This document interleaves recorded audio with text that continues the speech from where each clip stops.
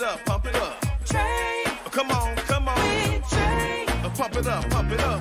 It's the day with This is Trae. the day to gain inspiration, to make a positive change in the nation. We're inviting you to partake in conversation to raise your vibration. It's the day that we will all celebrate all of our peace that make this thing elevate. Watch the negative fade away, cause it's the day with Trae.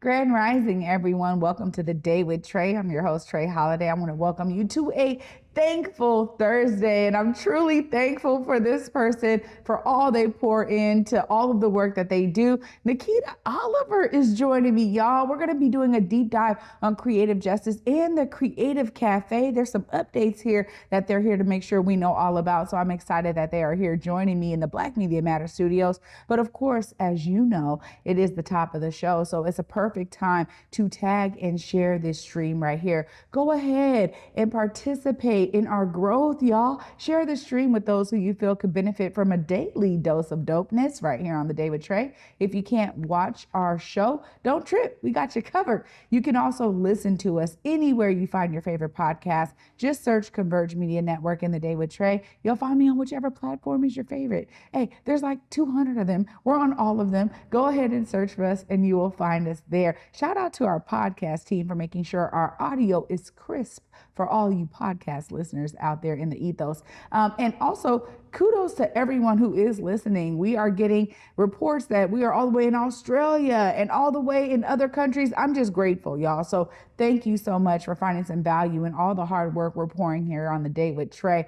But y'all know, before I get into it with Nikkita, I want to send a message here about how we show our gratitude. What is thankfulness? What does it mean to you? I think oftentimes we look at the Thanksgiving kind of holiday as a time to really dive into that thankfulness, but I'm going to encourage you to do that as much as you possibly can. You know, and I'll share something with you. One of the ways that I do this is anytime someone pops in my head, I'll just text them because I'm like, hey, something is telling me to just let you know you are on my mind. I'm sending you love. I'm sending you positive energy.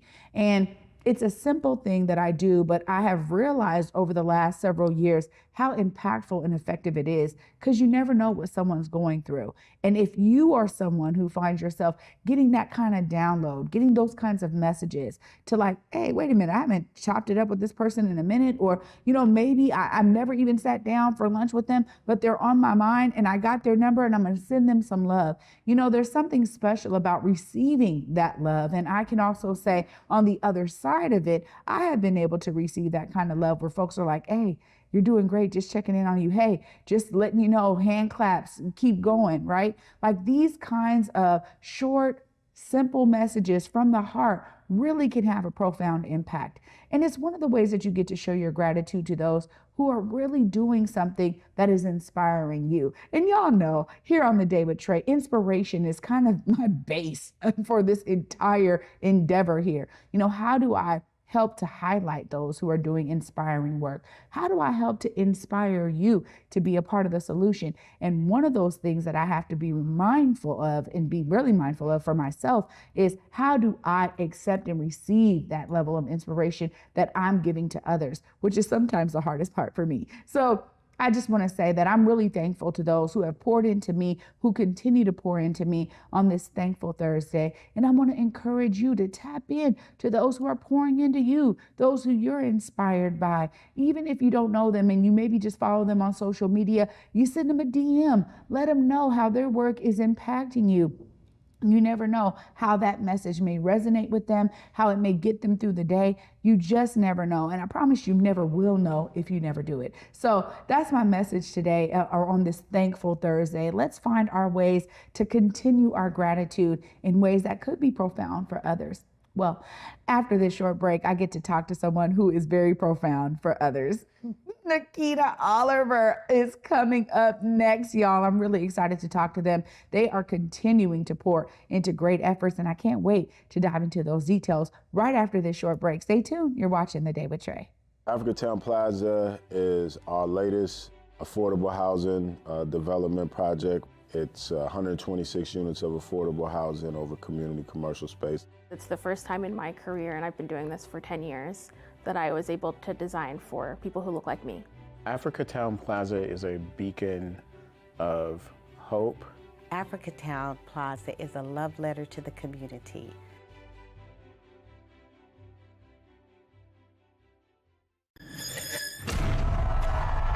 Once you get into a battle, all that talking we was doing and in each other's face, that's how it gets. Red Bull, Lords of the Floor. Legendary, game-changing.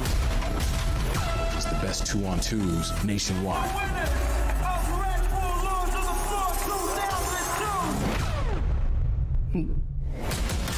Lords of the Floor is gonna be a beautiful celebration. You're gonna see 30 years of experience of real breaking. Que no te confíes, ¿sabes? When I show up, I'm not gonna hold back. This is it, one shot. We smoked a lot of people, you know what I'm saying? That's what's gonna happen again. We're gonna go hard. 제대로 안 만났으면 좋겠다는 생각이 들도록 하겠습니다. I wanna win. I want to win the whole thing.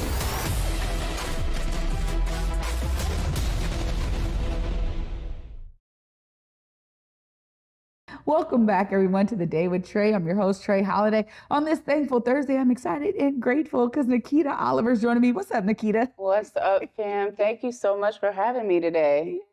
On this thankful Thursday, it's so fitting. I'm so grateful for you and for what you continue to do. And I think that there's so many folks who don't understand how sometimes it's late hours, it's late night phone calls, it's weekends, it is, stopping other things that were priorities for you and doing something else because the need is there and the need is great. But Creative Justice is one of those amazing institutions we have in our community that continues to give in that regard. For those who may not know, tell us a bit about Creative Justice. Absolutely. First of all, I also want to say I'm thankful for you.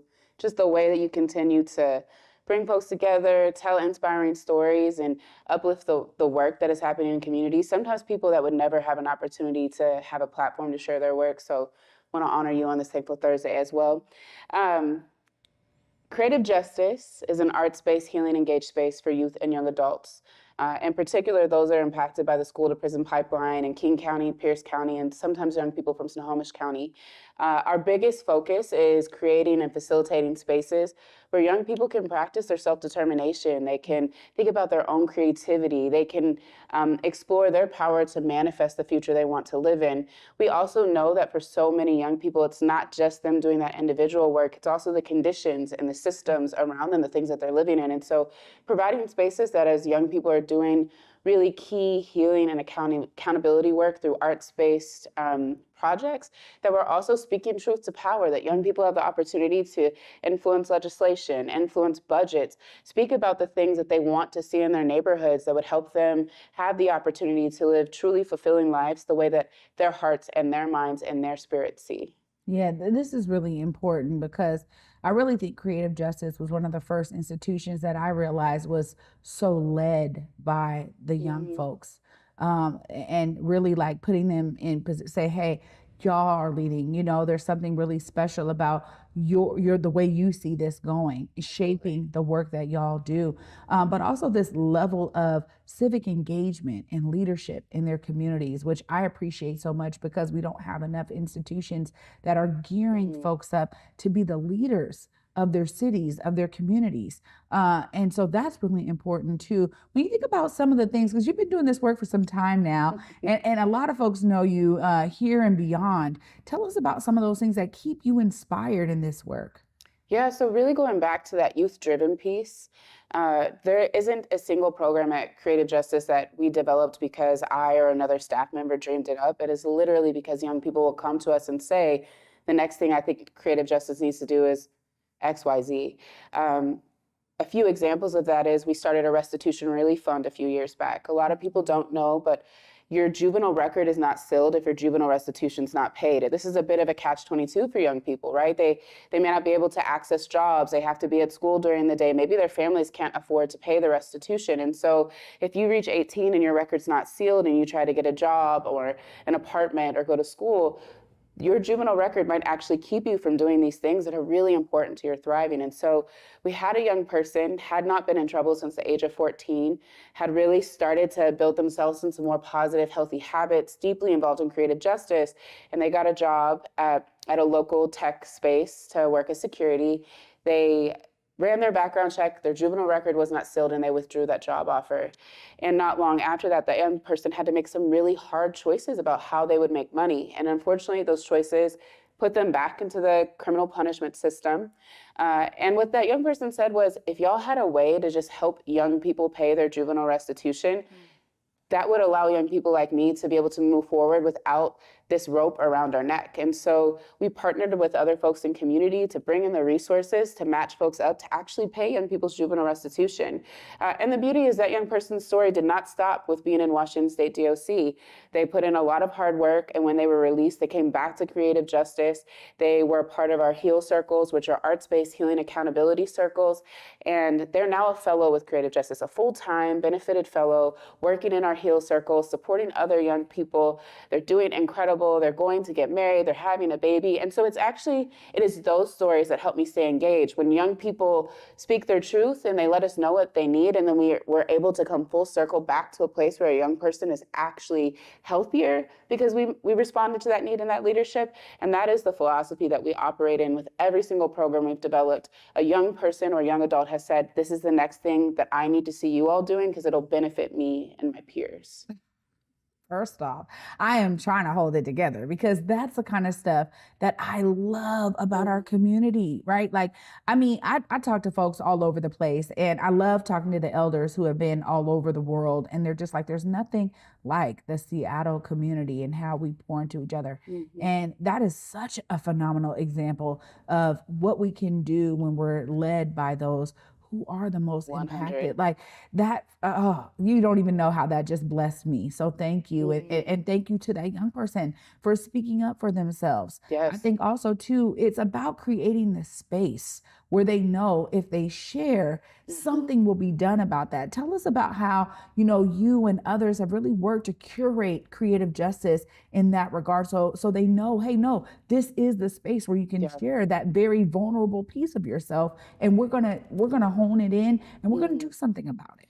Absolutely, and it's very much a team effort. So I just want to lift up our squad at Creative Justice.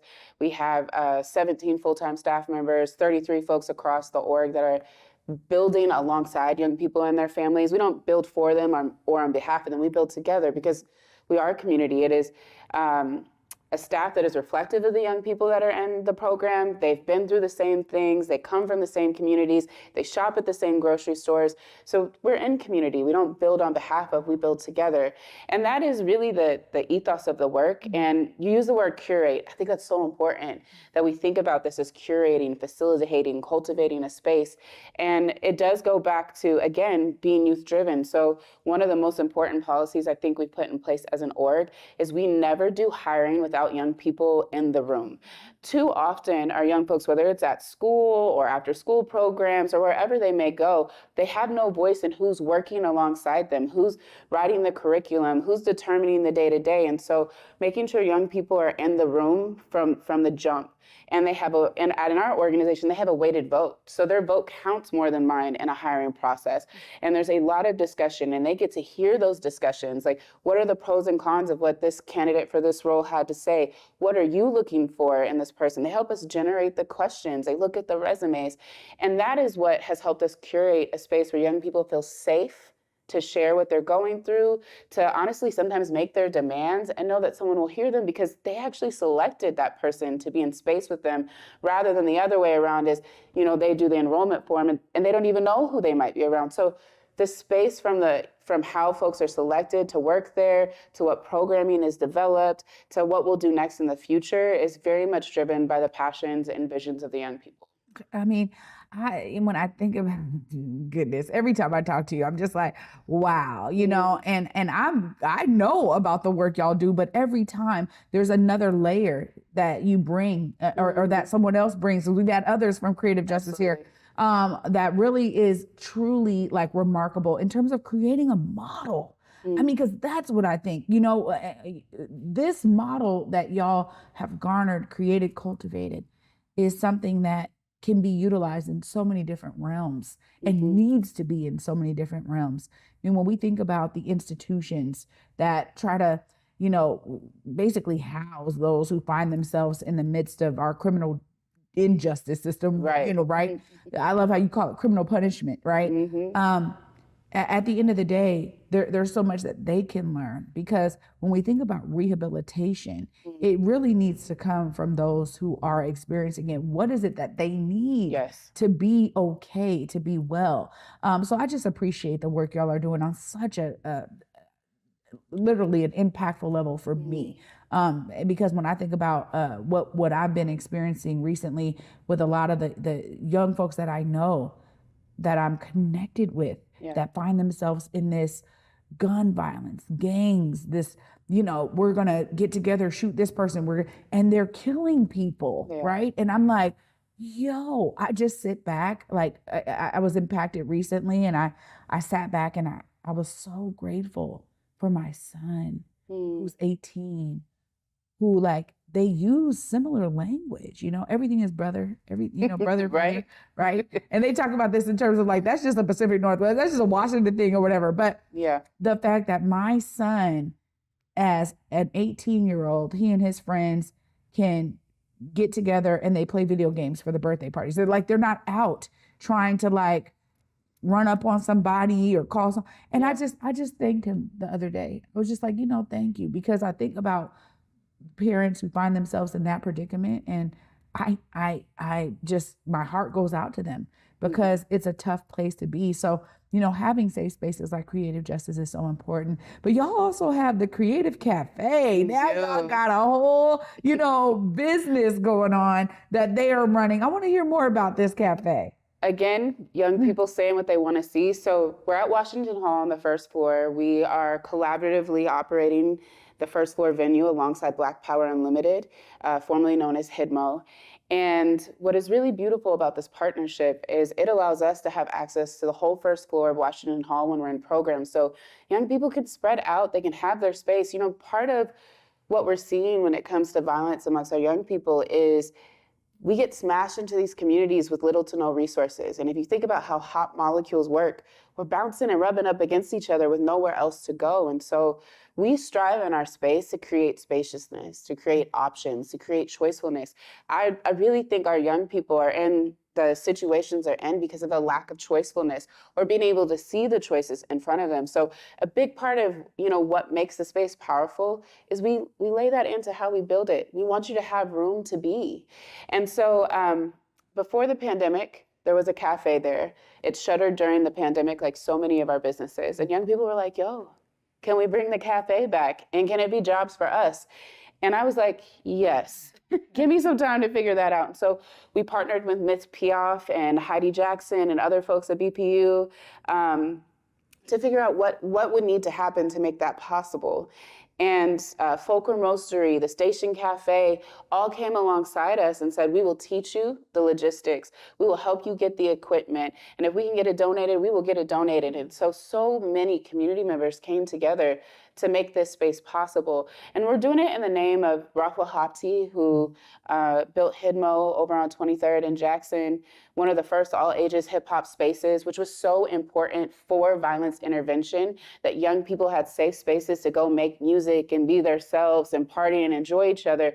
That space was also a target often for institutions to try to shut it down, because we know what happens when Black joy is abundant.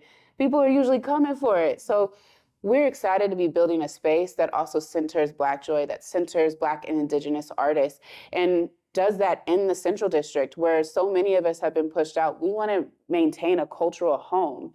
And so a part of the cafe is also launching the Dripped monthly open mic. It'll be every third Sunday. You could get your cup of drip and you could get dripped off some music, spoken word, dance, whatever you want to bring. But it is about building a cultural center that maintains spaces for our young people to be who they are and be safe. And the other part of the cafe is we want our young people to go off into the world ready to interact with all these different kinds of institutions. So Daniel Bash, who's our cafe director, is building a labor rights curriculum, teaching young people how to assert and advocate when it is their labor that someone else is using, and how to get treated the way that they should be. He's also working with them on understanding all the different ways within the coffee industry that they can have roles. That's roasting, fixing machines, being a barista, marketing, management. There's so many different jobs in the industry, and then there's so many places you can go. He has literally traveled the world as a barista, and he has promised the young people in the cafe,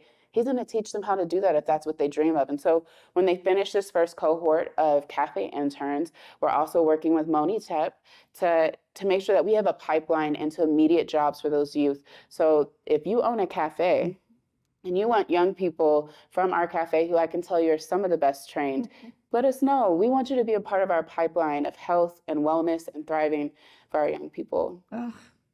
I mean, it's so fitting for you to be here on this Thankful Thursday because there's so much of a need for what you're doing. I mean, we talk about these models all the time. Well, how do we disrupt gun? How do we disrupt school to prison pipeline? But creative justice is doing it in such a profound way. And, you know, I keep coming back to the models that you're creating, the models that your whole team is creating, and how we can all learn from those models. But, you know, this gives us something to pour ourselves into, definitely to come and support the cafe, support creative justice in that pipeline. If folks are out there like, man, I need to tap in, like I do got the resources. I need to make sure that I'm a part of this phenomenal effort and all the work y'all are doing. Please look right there. Let them know how they tap in. Yes. So we would love for you to come through the cafe Monday through Friday, 7 a.m. to 3 p.m. at Washington Hall, 153 14th Avenue, right here in Seattle, right there in the Central District.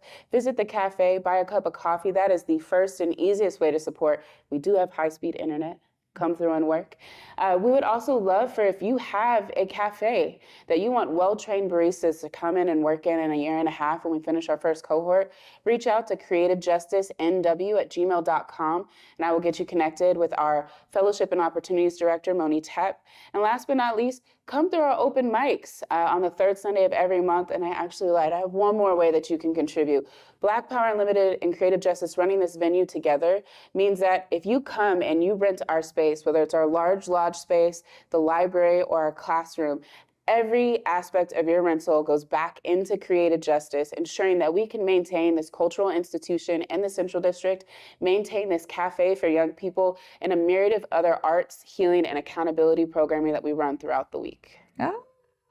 What time is the drip on Sundays? It is going to start at 6 p.m. Doors open at 5:30 p.m. third Sunday of every month starting in May. Oh, there we go. Nikkita Oliver, thank you so much for being with me. And thank you and your entire team for the love that you're pouring into our community, because you can't do this work without the love. It is essential, really, you know, right? Like you have your own things that anchor, but I know the way that y'all are helping young people experience that love is so key and important. Thank you for being with me today. Thank you. And if I could just say thank you to our incredible team at Creative Justice.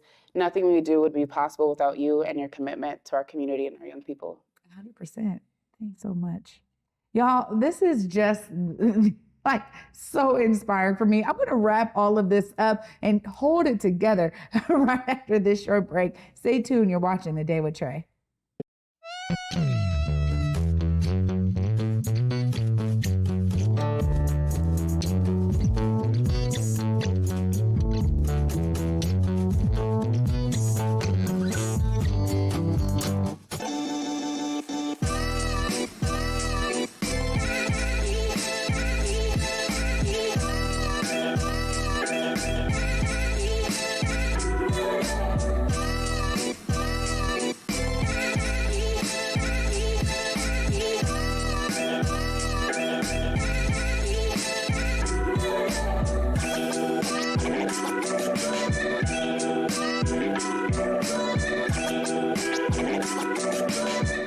Africatown Plaza is our latest affordable housing development project. It's 126 units of affordable housing over community commercial space. It's the first time in my career, and I've been doing this for 10 years, that I was able to design for people who look like me.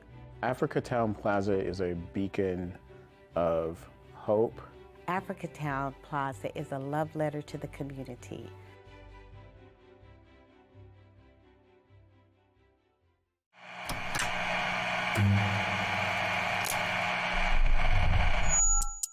Hello, welcome to Elite Insights with Carlos Imani. We're looking to offer an in-depth look at event production industry through the lens of client experiences and joint successes. The podcast will emphasize guest interviews, focusing on client, discussing their fields, and reflecting on their collaboration with Elite Collective. Again, you're with Elite Insights. Carlos Imani here. I'll see you guys in a few.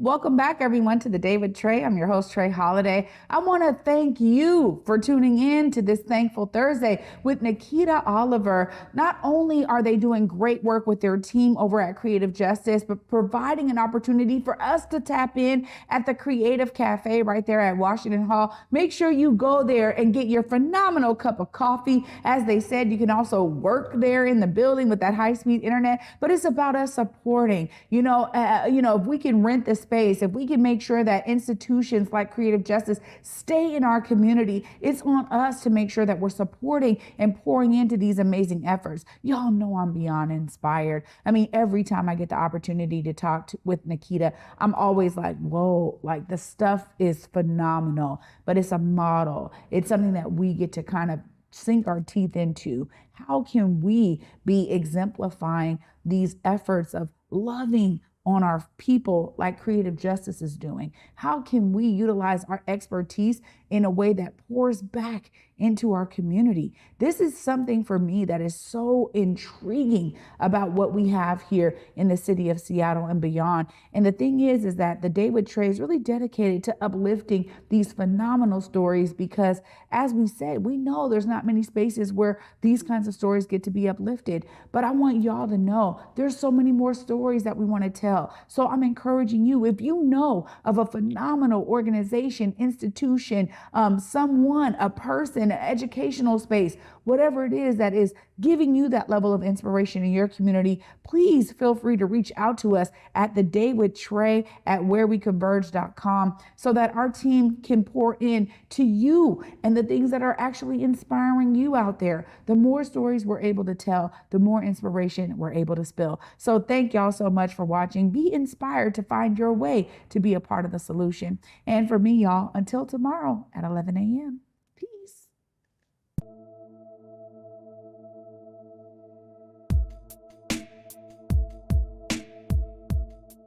Converge Media produces culturally relevant content for Black and urban audiences. Our coverage is raw, transparent, and objective, praised by community leaders, government officials, and residents. Support Converge Media today via Venmo, Cash App, or PayPal at Converge Media.